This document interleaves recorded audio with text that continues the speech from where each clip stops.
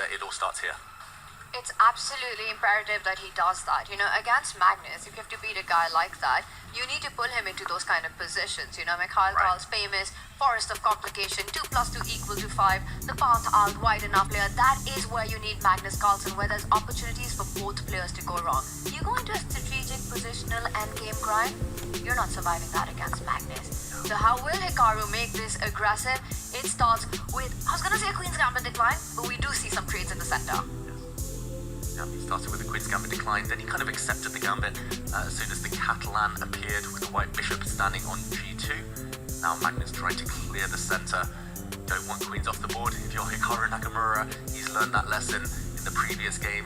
So will he be finding another solution? The White Knight can develop to F3 as well. This still will transpose most likely to some well-known opening theory, but most importantly for Magnus, he forces Hikaru to pause first. Yeah, already having a little bit of a thing going down to just over 9 minutes. This is move 5 here, so interesting that Hikaru spending a bit of time to decide what might serve him the best in this game. He wants to strike back immediately. He wants to be aggressive. We heard that from him in the interview. He's not interested in hanging back, biding his time. He wants to be as aggressive as possible. Queen A4 on the board. Blocks the check and plants itself on a really nice square, challenging that Catalan bishop. More trades off the board. Happier will be Magnus Carlsen, but it does come with a pawn sacrifice, a temporary one.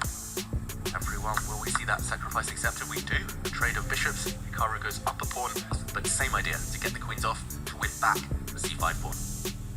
I have to say this hasn't been an opening success for Hikaru in any imaginable way. Yes, you win that pawn for just about one move. Magnus playing super actively. You take that queen, the knight would have jumped forward, threatening some deadly forks on C2, C5 pawn about to be lost, which can anyway we picked up. But Hikaru setting up an idea, attacks B7, and Magnus continues to chase for that endgame. So consistent, so effective from Magnus Carlsen. We know his match strategy. He wants the queens off as soon as possible, as easily as possible in every game. We won game 1 with the queens off, and Hikaru here struggling to keep those important pieces on. No aggressive chess without those queens, unfortunately. It's tricky to step back and say, I need to do something that takes 2 or 3 moves when you're in your opponent's face and it feels like every move needs to be some sort of counterpunch. I don't see a 1-move counterpunch on the board right now for Hikaru Nakamura. I don't think that exists, and maybe it's not necessary. He needs to maneuver around, improve the position of his pieces like you mentioned, but also keep advancing those pawns at the right time. And Hikaru here goes for a very direct line, but was that a bit rushed by him? I really don't like that decision from Hikaru Nakamura. He's rushing things, definitely. Look at this, the white pawn that he advanced. He suddenly made it weak. The white rook, unstable. The white pawn on b5, dropping.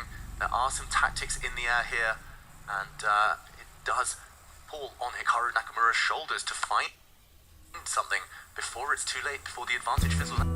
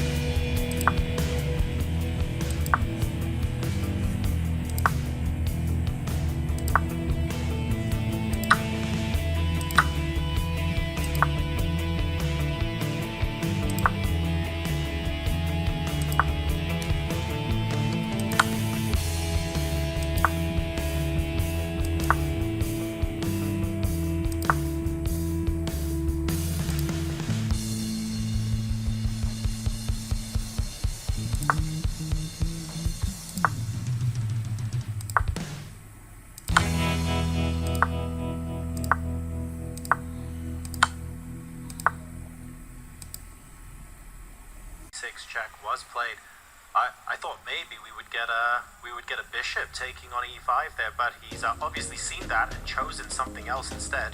And maybe we can talk about this because if the bishop is captured, knight takes pawn would have been a fork, hitting the king, hitting the rook. He ultimately didn't play this move because if the bishop had taken the pawn, the black knight would have taken on b5 and half of white's army is hanging. Maybe rook to b6 here would have maintained the advantage, but Hikaru has gone a different way instead.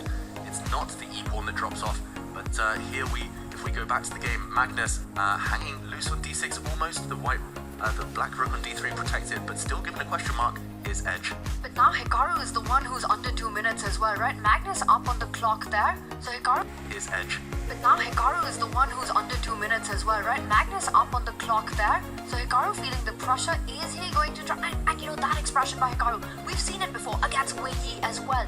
When he starts, when the panic sets in, when the realization that the opponent has counterplay comes in, Hikaru, he needs to keep his nerves. King d7. Magnus has blundered. Bishop to b4 now. Wow. Moving the bishop across would have been a winning move. The black knight would have been under too much pressure. He misses it, Hikaru.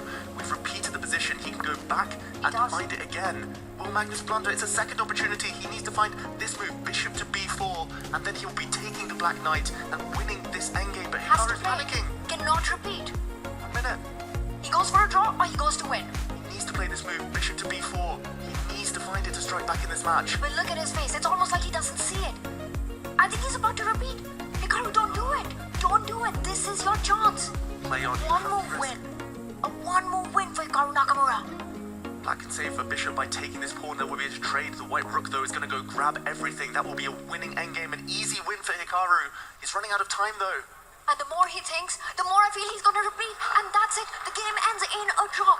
Instead of Hikaru bails out. Unbelievable. A draw by repetition.